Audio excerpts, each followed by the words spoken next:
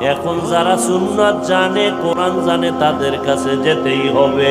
উলামায়ে আহলে হকের পরামর্শ ছাড়া চলার উপায় নাই, সাহায্য ছাড়া চলা যাবে না।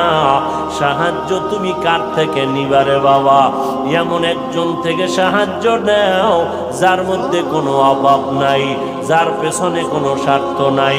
দুনিয়াতে নজর করে দেখলাম স্বার্থ ছাড়া কোনো মানুষ দুনিয়াতে নাই। আছে? অভাব ছাড়া কোনো মানুষ নাই, বরং টাকা যার যত বেশি তার অভাব তত বড়। যারা যত বড় লোক তারা অভাব তত বড়। অভাব গরিবের 100 টাকায় সমাধান হয়, বড় লোকের 1,00,000 টাকায় অভাব সমাধান হয় না। এই স্বার্থ ছাড়া, অভাব ছাড়া একজন পাইবা, তিনি আর কেউ নয়, আমার আল্লাহ। ইয়া আইয়ুহান নাস